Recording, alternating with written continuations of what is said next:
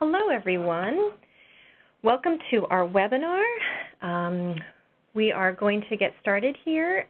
Before we do, for those of you who've just joined us, please, what we need help with is having you sign in for your CEUs. And there is a link that I've put in. What you may have to do is copy it out of the chat box and paste it into a browser. Some people are able to click on it and go to a new browser to get there to fill out the form for the CEUs. Some people sounds like are having some trouble. So again, please try to copy that link and paste it into a form so that you can complete that. I will do a little bit of introduction to give you a chance to complete that form as we get going here. So thank you all for joining us. And feel free to also put some questions. Yes, we have started. Hopefully you can hear us at this point. What we're going to be doing is we're going to be talking today about integrating preferences into care plans and the care planning process. And my name is Katie Abbott, and I am an assistant professor at Miami University and a Scripps Gerontology Center research fellow. I'm joined by my colleagues Kimberly Van Heitzma from Penn State University and also the Polisher Research Institute. And our main presenter is Sarah Humes, who I will be introducing in just a second. The objectives of our webinar, we have a few. We want to be able to articulate the importance of incorporating preferences into care plans, which I'm sure you all are on this webinar. You know the importance of this and the difficulties there.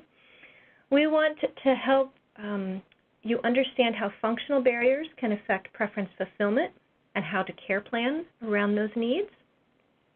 We want to participants will understand how to use person-centered language in the care planning process, so we'll demonstrate some options of that for you. And we also want to see how preference-focused care planning can help to decrease difficult behaviors or distress among residents.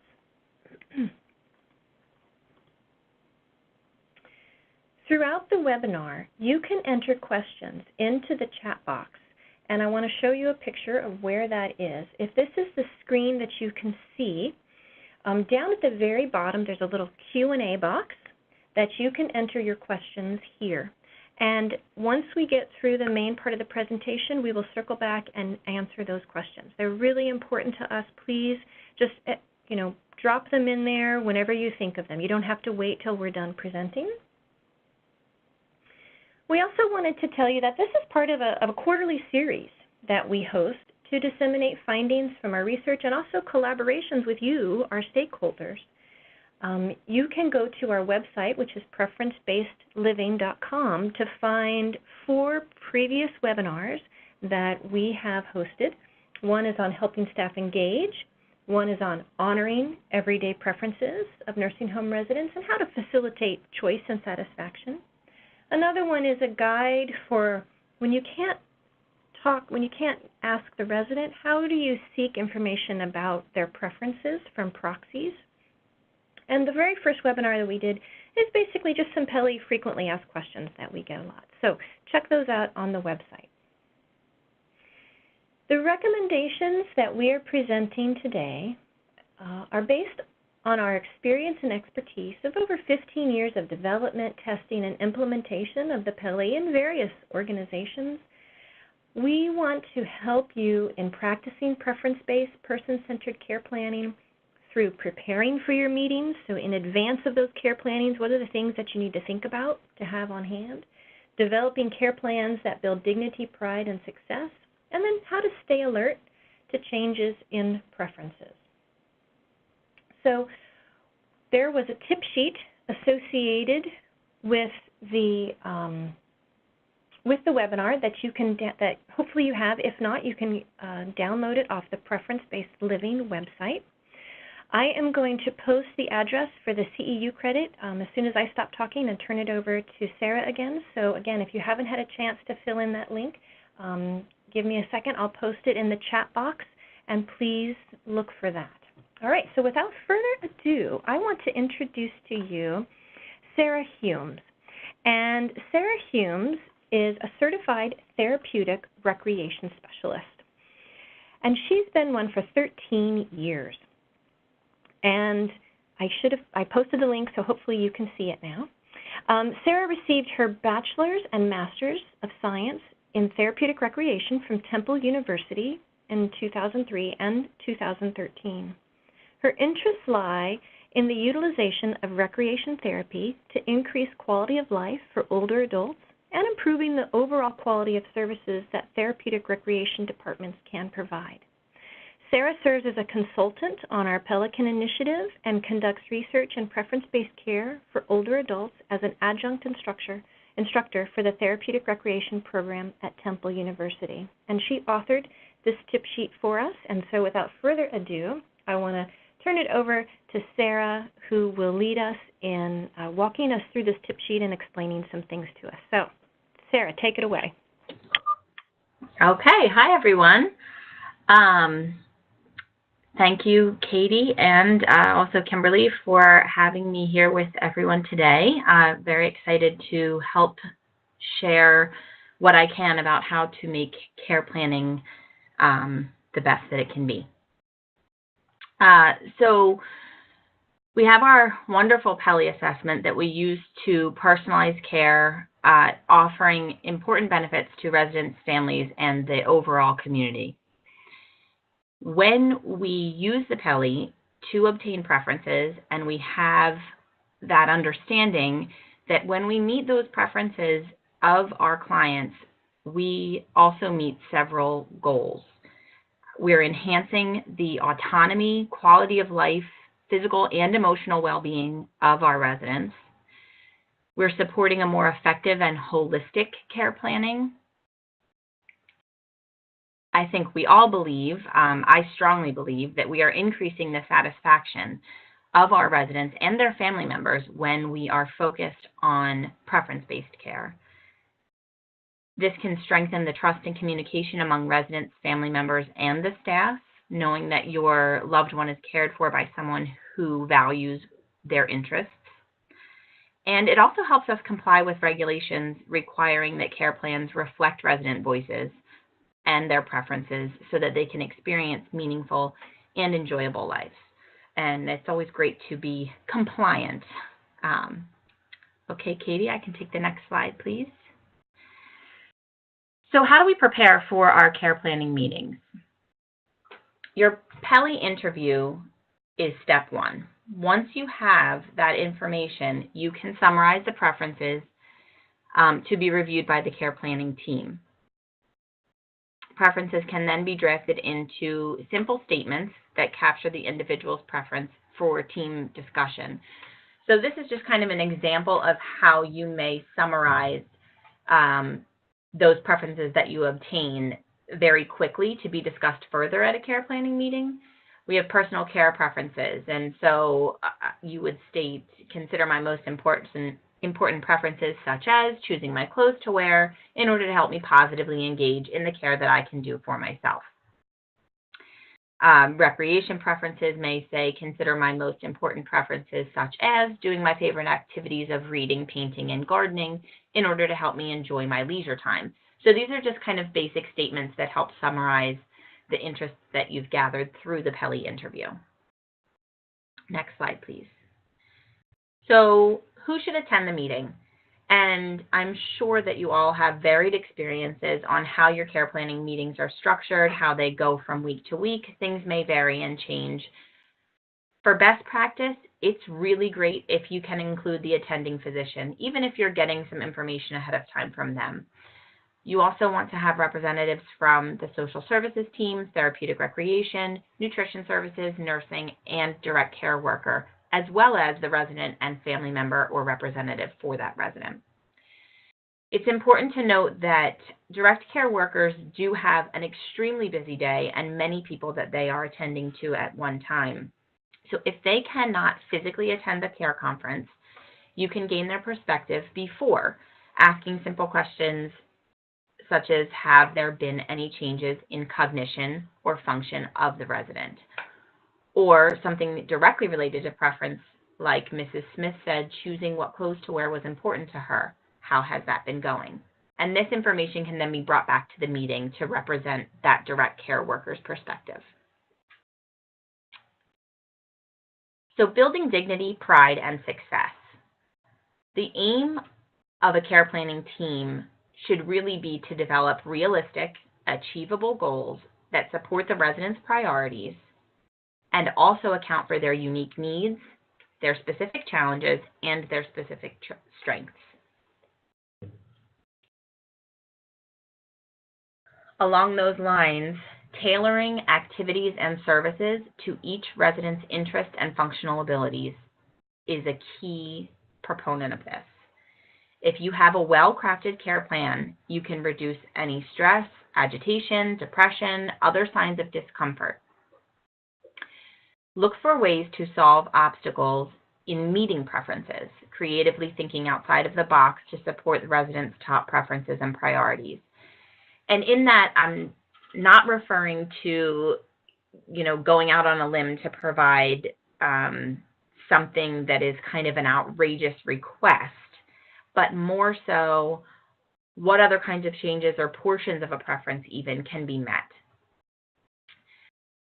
Additionally, the care plan should be reassessed at regular intervals or when functional levels change. And that includes the whole care plan, so not just medical needs as they change, but how do preferences change related to those medical needs, or what we need to be supporting for that preference related to those changes. You want to make sure that you're documenting the plan clearly and concisely so that team members across shifts can work towards the goals consistently. So if something is related more to one discipline than another, you don't want to necessarily be overly detailed and too discipline specific. You also want to keep the care plans open and flexible. Small changes can then occur without a formal care plan meeting happening. So a simple example of open and flexible would be saying that a need is going to be met between 1 and 3 times per week. That gives you a range. You can focus on trying to get to that 3 times a week, but if you only are able to meet that need once a week, you're still within what you set out to do. And you also want to build dignity and promote positive outcomes by using a strengths-based care planning approach that addresses functional barriers to preference fulfillment. So I'll talk a little bit more about that. The strengths-based care planning approach is an approach that evaluates the functional barriers of your clients, so their physical, cognitive, social, environmental, social interaction, and mental health, these barriers that might be present, and it seeks to find the remaining strength within the resident, within those barriers.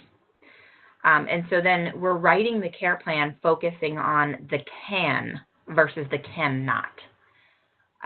So instead of saying someone has depression and because of that we are going to do X, we're going to instead find the positive things that they still have despite having the diagnosis of depression. So here are some examples kind of going through the functional barriers. These are really super simple examples. Physical functional barrier. So your resident may have the ability to complete the task with previous skills having changed. So if they were an artist and now they have experienced a stroke and they may not have as much strength in their upper extremities to continue to do art, we're going to provide that strength-based approach of having them use adaptive equipment or adaptive approaches to still be able to pursue that preference. And one of the examples we're giving here is providing large print books or audio books, providing raised planters for gardening. So very simple tasks to help accommodate those physical functional barriers. Cognitive barriers. We might have frustration completing tasks due to decreased comprehension or decreased ability to problem solve. So this could be due to strokes, dementia, general decline. It could be temporary and due to a delirium after a hospital stay or something like that. What we're going to focus on is simplifying the task so that we can increase the resident's confidence through encouragement and small successes. Two examples of that would be offering 2 outfits to choose from instead of 3. So then we're easing the decision-making process. The direct care worker isn't saying, what do you want to wear today? Instead, they are choosing 2 outfits and having the client choose from them. When asking questions, we're going to make sure that we allow more time for the resident to respond, allowing them that time to process the question we've asked so that they can provide the answer that they want to provide. Okay, go ahead, next slide. The social and environmental. So this kind of might refer to somebody that's preferring privacy. Maybe they've been a private person for most of their life, or maybe something is going on with them that they prefer to be alone. Also, it could involve someone who needs a quieter environment if they are easily overstimulated, easily distracted, all of those kinds of things. We may want to perform as many tasks as we can in a one-on-one basis. And for a second, I'm just going to pause there because I think sometimes when we talk about things being one-on-one, there's a little bit of overwhelm that comes along with how do you provide enough staff to provide a one-on-one task.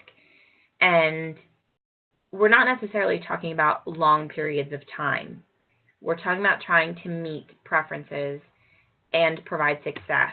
So it could be 5 minutes, it could be 15 minutes, but we're trying to get the opportunity for tasks to happen one-on-one, or even in very small groups of 2 to 4 individuals with comparable skills and functional levels. That way we can see as much success as possible and still have people pursuing things that they prefer to pursue. The next area, social. This is common for almost every resident as they adjust to an environment. They have difficulty. It's a new environment. They have a lot of changes going on with them.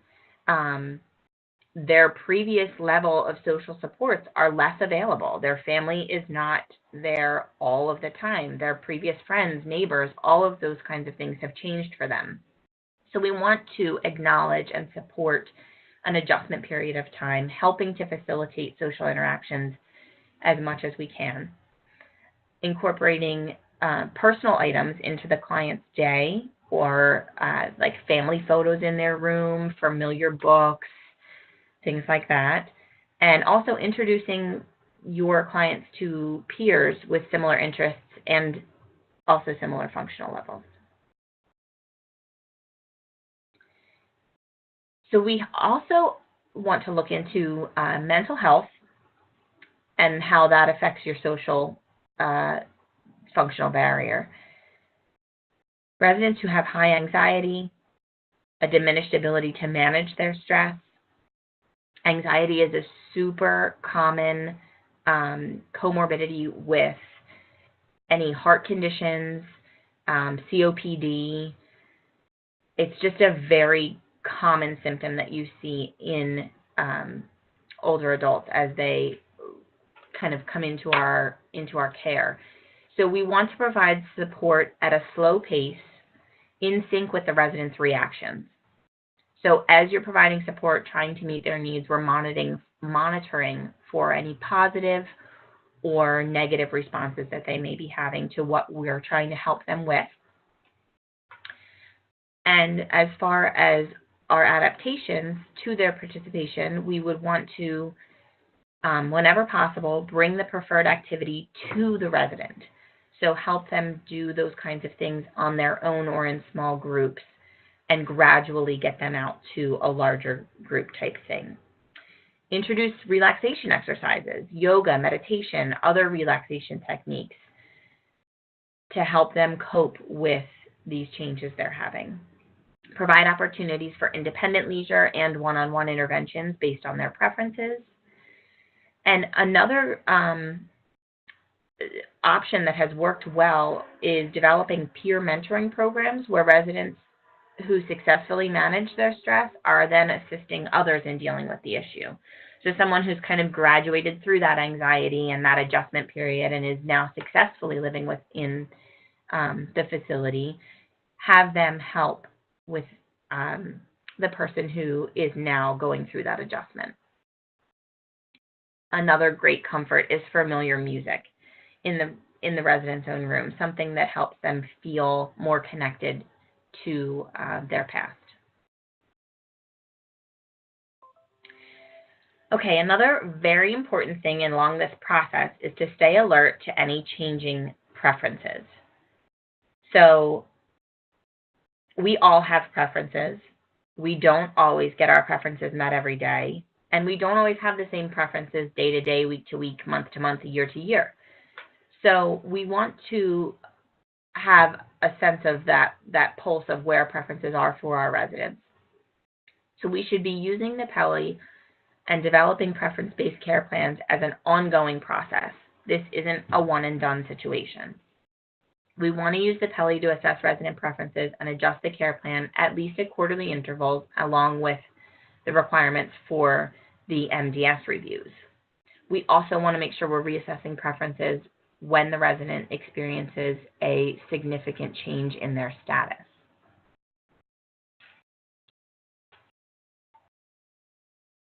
So, types of significant change in status. When a resident has an acute illness or a decline in their cognition, this can affect what they prefer to pursue, and also how they are able to pursue that preference. So again, a newly acquired illness may affect their physical functioning. It may now affect their cognitive functioning. Maybe they cannot complete that task in the way that they did before, and they require more assistance, more adaptations, more time. And then kind of the reverse of that is to also take note of how a change in preference, so not necessarily with the acute illness or the cognitive decline, but the preference changing first, could indicate a decline in physical or emotional well-being. So when you are working hard to meet resident preferences and you have a good flow where that's happening, and all of a sudden you notice that someone is consistently refusing to participate in something they previously enjoyed, that could be an indication of a physical or an emotional decline in their well-being, and something that could end up triggering that significant change in status and a full review of the care plan. So it's kind of a nice, once you have things flowing, it's kind of a nice way to see whether or not those preferences are really contributing to such a positive well-being. Okay, next slide. And don't forget to enter any questions in that chat box there. Did you want to chime in there, Katie, for a second? No, that was great. This is great, Sarah. Appreciate it. Yeah. So as we're going along, if you have questions, there's a Q&A box. Please enter your questions as we go. You don't have to wait until we're done with our presentation. Thanks. Okay. So hopefully now we'll move into some case examples that will hopefully give you some good feedback and maybe get some questions going. The first case example is Miss Smith. She has some mild cognitive deficits and also arthritis that has led her to feel less satisfied with her favorite activity of knitting. In a discussion with her daughter shared that previously, throughout her life, she did not like to knit in large groups. She did not like to participate in activities that were very large and overwhelming. So we're going to focus then on the client's priorities and the client's strengths, and write this care plan in her voice.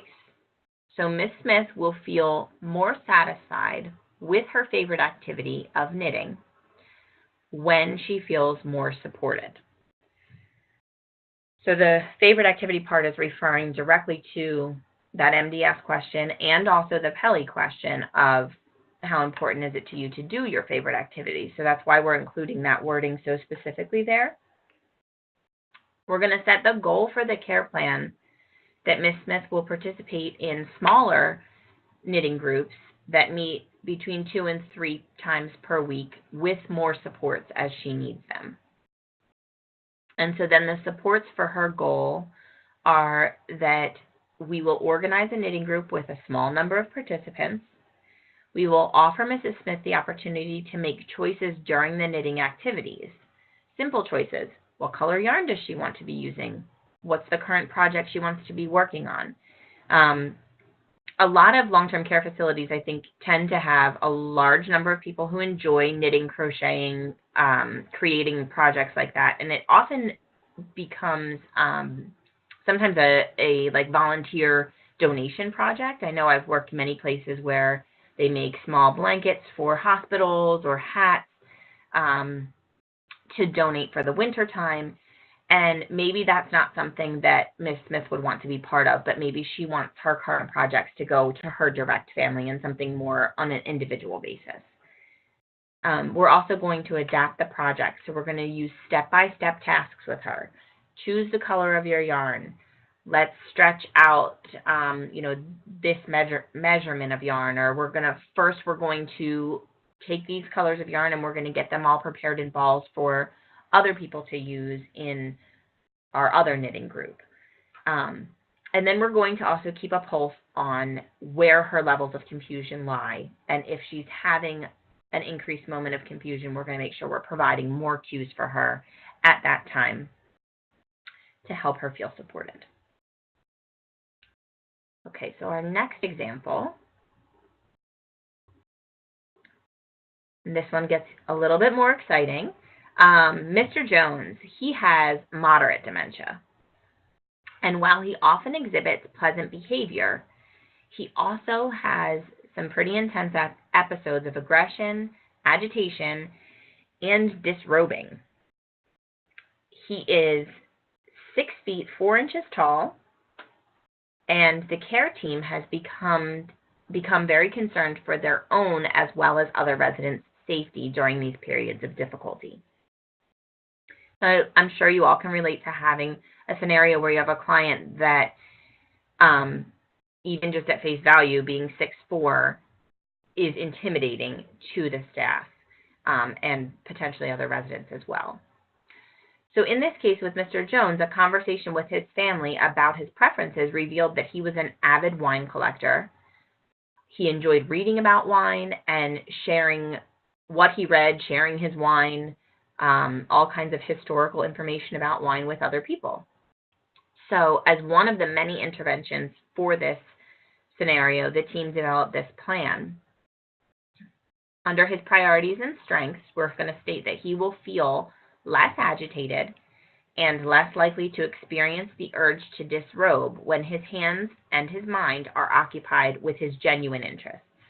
So we're not going to take somebody and just keep them busy with something that's unrelated to them. There are a lot of resources out there for how to keep someone with dementia occupied, and they're all great resources, but when you tie those resources to previous preferences, you're going to have a stronger impact. So yes, folding laundry, sorting utensils, all those kinds of things have purpose and can keep someone with dementia from feeling so agitated. But if they're not of interest, they may not work as strongly. So with him, we're going to set our goal that he will look at magazines. We'll have documentaries about wine that he can view to decrease his feelings of agitation. So our supports for that goal is that we're going to ensure access to wine magazines, and when agitated, we're going to provide with conversations about wine, wine magazines, wine documentaries. I didn't write on here formally, but I would love to have him actually have some wine. I think that's something that's facility-based and definitely needs to be reviewed with the physician for any safety concerns. but shouldn't be something that's completely ruled out. And I also just want to note here, when you are dealing with somebody that you are trying to provide an intervention to decrease agitation, you don't want to wait till the agitation has peaked. We all can probably reflect on scenarios where we have been frustrated and agitated over something, and someone tells us to just take a deep breath or take a step back, and that's just not what we need to hear at that moment, and it's not going to work to help us calm down. So same thing with someone with dementia. We want to be in tune with the cues that they're providing that show when they are going to become agitated, so that we can put these supports in place just prior to that peak of agitation. Okay, next example, Katie. I was just going to ask, what are some signs, what are some of those cues that you've experienced that might be precursors? Well, I think any change in status. So, if Mr. Jones is sitting nicely looking out the window and all of a sudden he starts standing repeatedly, or maybe starts to make some repetitive statements, even if they're pleasant, but if they start to kind of give you that antsy kind of feeling. Another good way is really to take note of when the agitation's occurring, so that you can potentially predict, 3 o'clock is when we're going to probably hit that too late time frame. So let's make sure at 2:30 every day we touch base with him and see if we should start providing some of these resources. Awesome. Thank you. Okay, so this is our last one. And this is a case example of someone who is of the more higher functioning, fully oriented area. So Mrs. Washington, she's fully alert and oriented. She does require physical assistance to move throughout the building. She also suffers from some moderate depression and is often refusing to participate in recreational activities. So this is the kind of client that I ran into sometimes when they may be younger than the other residents within the facility. They may feel like it's very difficult to participate in things because there are people with multiple ailments in the same vicinity. And so they're kind of struggling with trying to keep their own separate identity and also participate and adjust to this living environment. And there's a lot going on there. So for this example, her interests really lie in keeping in touch with her old friends through the computer and also interacting with children, her children and other children. The problem is that the facility only has Wi-Fi access in one part of the building. So we have a scenario where she requires assistance to move throughout the building. What she wants to do is only accessible in one area of the building. So her priorities and strengths are written as, I'm Mrs. Washington and able to pursue my interests with little to no assistance. Her goal is that by engaging in preferences of social interaction with old friends and interacting with children, she will have an improved mood. So some ideas for supports of this goal is to find a young volunteer who can safely transport her through the building, with whom she can read books or play board games or whatever interests may be of hers and the young volunteer. This meets the needs of the child and also helps her get around the building. And then we're going to provide a scheduled time that she can use the room with the Wi-Fi and interact with her friends via email or social media. So this is maybe one of the think outside the box kind of things a little bit. I'm sure she would like to have access to email and social media whenever she wants. She does live in a building that's a community building. Unfortunately, at the moment, the Wi-Fi access is only in one part of the building, but we can still meet that preference by providing a scheduled time for that use and making sure that she has the assistance she needs to get there. And I think a key portion here is that she's fully alert and oriented. So she's able to participate in understanding how her preferences can be met and understanding that you as the facility are putting her needs first. So having a conversation to say, hey, I'm sure you would like to be on the computer more. This is the way that we can meet that need. We'll continue to think about more ways to meet that need, but let's focus on how we can make these moments as positive as possible, and that we are doing this to help improve your mood. Involving the resident in the goal when they're capable can really help kind of all around problem solve for more creative ways to keep them satisfied.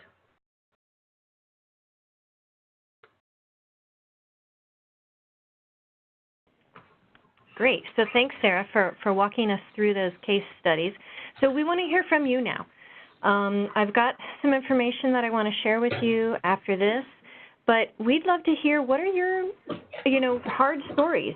Give us your problems. Let us hear some of the issues you have going on. So please post in that chat box.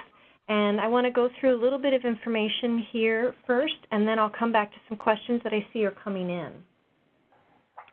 If you can't think of an example, we'd also like to hear, do you have a practice that you use to seek input from direct care workers that we've not mentioned?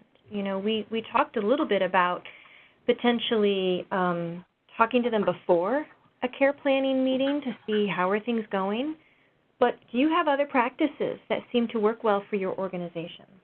Please post those in the question and answer box, and I'd love to share those. Couple of upcoming events that we have. We are going to be doing a presentation at the Academy of Senior Health Science Conference Friday, October 27th. And we are going to be talking specifically about communicating important preferences using the PELI among staff, residents, families, and volunteers. And the link is here, and I will put it in the chat box so that if you're interested in finding out more information, that will be held in Columbus, Ohio. We are going to be providing participants with resources regarding what we call our PAL card initiative. And the PAL cards are our preferences for leisure and activity cards, or preferences for activity and leisure, pardon me. And what they are is they're a template where you can take some of the information from the PELI and create a little 5x7 card that travels with the resident throughout the organization so that volunteers or floating staff or other residents can quickly, at a glance, find out a little bit of information and strike up a conversation. So this conference is going to be going on Friday, October 27th. Another conference that's coming up here in Ohio is the Ohio Person-Centered Care Coalition Conference. This is going to be held on November 9th, 2017. It's $150, and it's going to be held near Columbus in Powell, Ohio. And you can receive 6 continuing education credits through that conference. And so there's going to be several different, there's going to be 2 keynote speakers as well as some breakout sessions. And so this is going to be a great opportunity to come and learn more about person-centered care. There's things from dietary to honoring preferences when the choice involves risk to some other aspects. So please look for that. As we've mentioned, this is really a partnership. We want to create an opportunity for providers to interact and learn from one another by sharing your successes as well as the things you've learned from your stumbles. And we also are continuing on our listening tour. And so we're honored to visit your facility, to learn about how you've implemented the PELI and the barriers and facilitators you have encountered. You can see contact information. We have a new project manager, Alex Hepner, who you can reach out to and schedule a time. Again, we want to hear about the hard things so that we can help you figure out solutions to them. And so please let us know. We also have some upcoming webinars. So November 1st, we're going to be talking about sexual orientation and gender identity regarding the PELI, and that's from 2 to 3 p.m. In January, we're going to be providing a webinar entitled Honoring Individual Preferences When the Choice Involves Risk, and we're excited to have some special guest speakers for those. We will send out our registration links in our newsletters, and you can also find these links on our website, preference-based-living.com. In order to sign up for our newsletters, you can, I'm going to post this in the chat box as well, you can go to this link, sign up for our newsletters. They go out once a month. We do not share your information. It purely just tells you information related to what we have going on. You can also sign up on the website. And as I've mentioned, you can find all of these resources on our website. We've been trying to improve the functionality of that website so it's easier for you to navigate. We also have a helpline that you can call. And so, again, we want to hear from you. We want to do this hard work together. We want to support you all.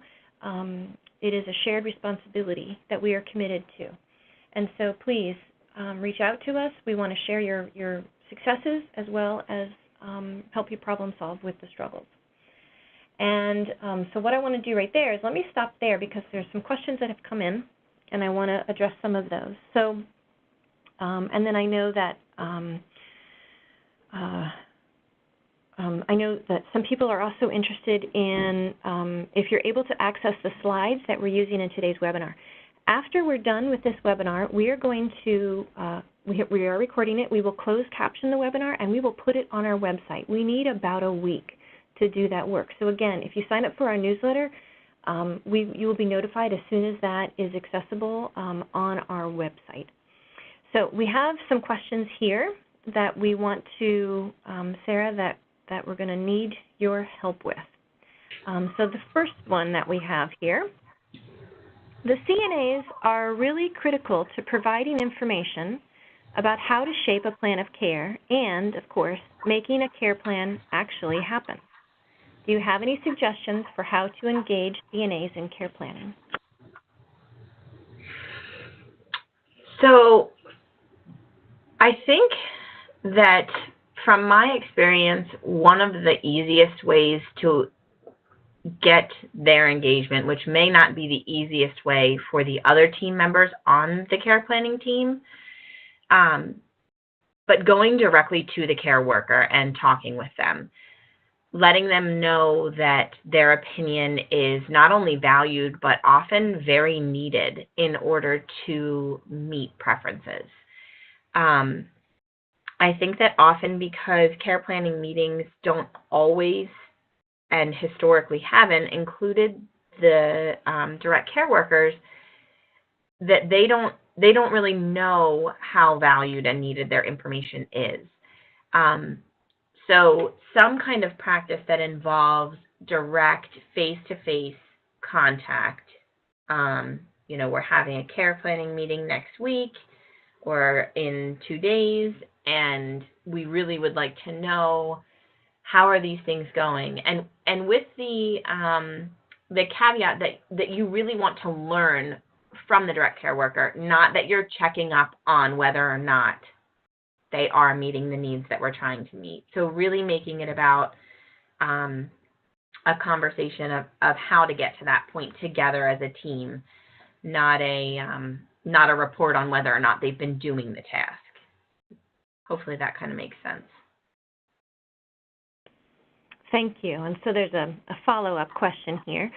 Do you have any suggestions for how to help CNAs on all shifts learn about resident preferences and then facilitate meeting those preferences in everyday care? So, I think there are a lot of ways, and there's a lot of information to communicate to direct care workers. I've worked in several facilities where there's a lot of different ways that they communicate, and there's just a lot of information. So sometimes it can be overwhelming, and things do get overlooked at times. As far as preferences, a simple like Excel spreadsheet kind of grid that has the client's name in that household or hallway, and then their top 4 or 5 preferences,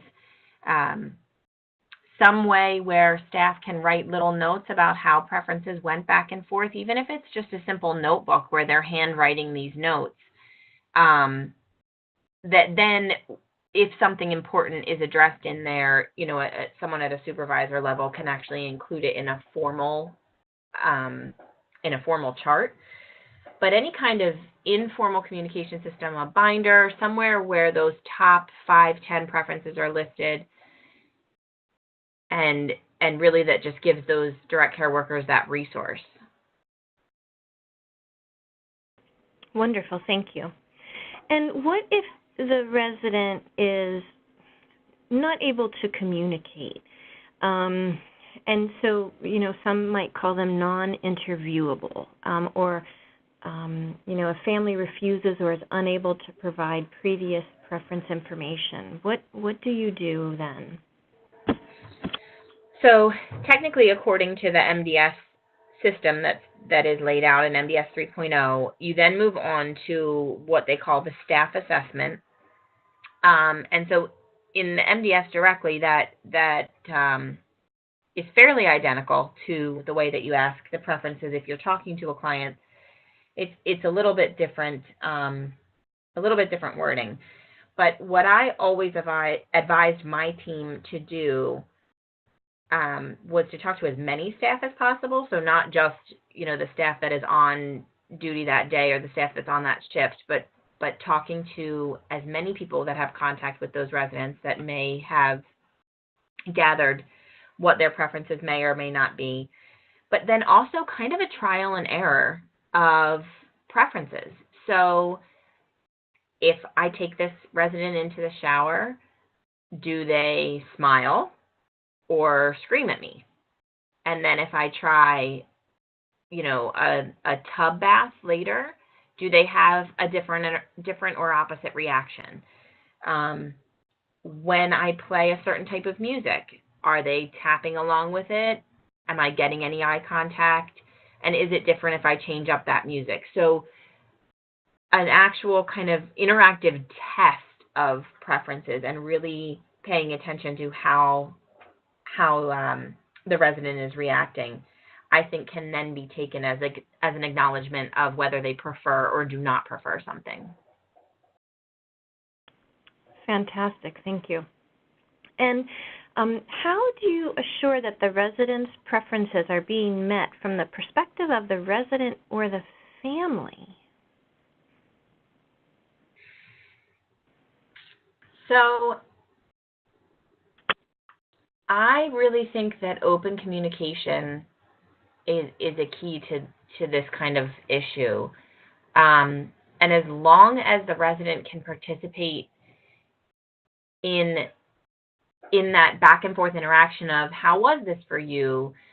You told me the other day that you like to do this, so that's why we did it. I hope you enjoyed it. Is there something I can do differently next time? And you're always going to get moments when they don't remember telling you that they enjoyed that, or they kind of give you some response like, oh, you don't have to go to all this trouble to do something that I like. But I think keeping that open communication, that my job is to understand you and what you like, and I am going to try to provide that for you, and letting the resident and the family know why you're doing these things, instead of just assessing preferences and providing an intervention and then hoping that they put the connection together. Helping put the connection together for them, I think, allows them to better understand that it's a constantly evolving process. Fantastic, thank you. So it looks like we've got 2 more that I think we can get through before the top of the hour. How do you care plan to meet the preferences of residents with dementia whose daily ability and desire to interact is ever-changing?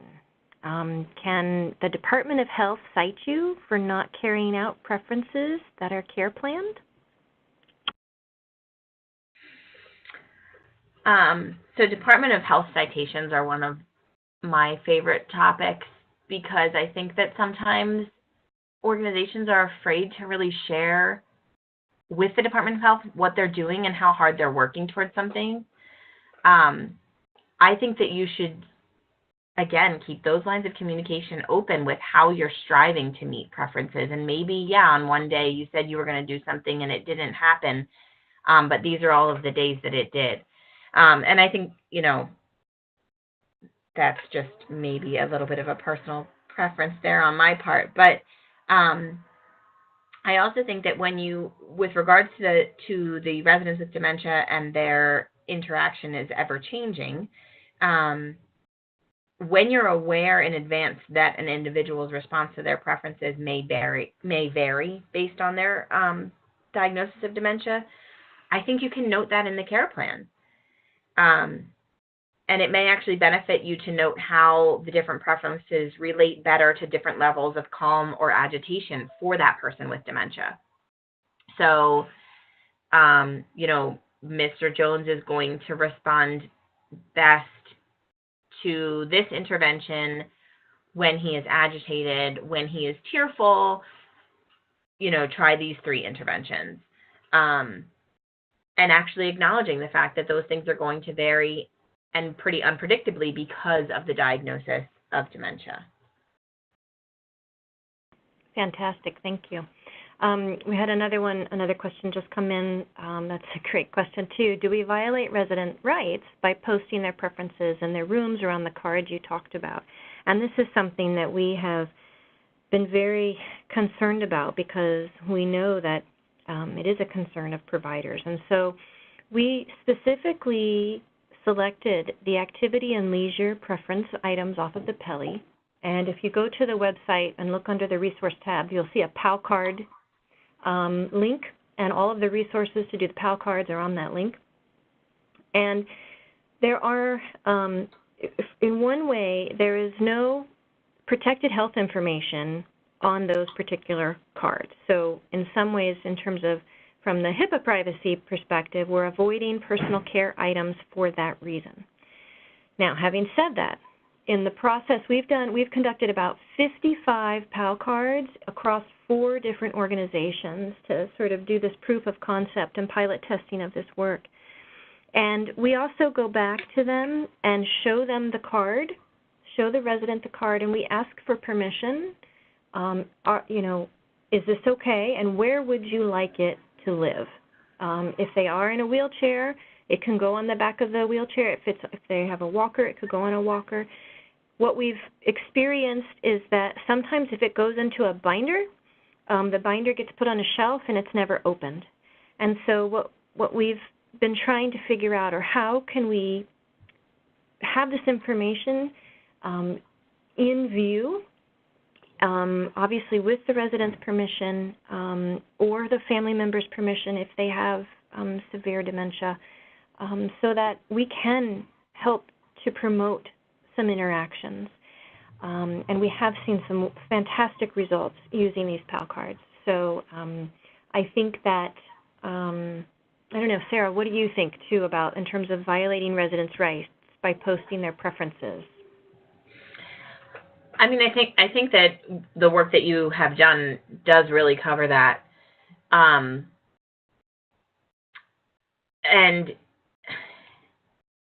yeah, I mean, it's a hard balance. Again, I think really trying to advocate for what you're trying to do with that information. So by posting this information, you're trying to increase quality of life. You're trying to meet needs and help these residents to thrive more. You're not trying to, put them in a situation where they're being labeled or you're sharing private information about them. So, again, back to that communication, that back and forth, making sure the resident and family are okay with it, but also making sure everyone understands that it's in order to have the best outcomes. That's a great point, Sarah. Thank you. Okay, so let's do one last question here, and then we'll wrap it up. So how do you determine what functional barriers need to be addressed or can be addressed via meeting preferences? So you should have, I guess let's focus first on recreational and leisure-based preferences. within doing a preference assessment, you should also be doing, a more broad spectrum assessment that includes evaluating functional skills. So that can be, a formal assessment. I often used the Global Deterioration Scale in my experiences. That kind of fit nicely to even use as a loose framework. Also pulling information from the MDS, like the gross motor and fine motor functional ability, pulling information from therapy notes and things like that. But you should be assessing functional status on a quarterly basis in line with when you're assessing preferences. And so then you can kind of merge those two pieces of information together to see where those variances will lie among your residents. So for example, if I have 20 residents that I'm responsible for, 10 of them have a preference of gardening, and then I want to look at those 10 and where their functioning kind of lies, and that then gives me how I work with them. So maybe 2 of those 10 can still participate in gardening, but it really has to be one-on-one or just the 2 of those residents with the facilitator. Maybe one of those residents can complete all of their gardening preferences independently, and the remainder need, some level of guidance, and so that can kind of be a small to medium-sized gardening group. So you're kind of identifying preferences and then looking at your individual grouping of people and where their functional abilities lie, and then seeing how you're going to divide things up to meet those needs and preferences. Fantastic. Well, Sarah, we can't thank you enough for sharing with us all of your experience and expertise around this topic. We want to, of course, remind you that if you have questions that come up after this webinar, please email us, call us. We are here. We want to help answer your questions. We want to thank you for joining us. I have just posted in the chat box the link. Again, if you are seeking CEU credits, please complete the form as a sign-out form, and then we will be able to get back to you in a couple of weeks with your certificates for the continuing education. So again, please use the links that are in the chat box. Hopefully you can see them and use them, but don't hesitate to reach out to us if you have any trouble with them. And we want to thank you again for joining the webinar and hope that you have a great rest of your day. Thanks, everybody.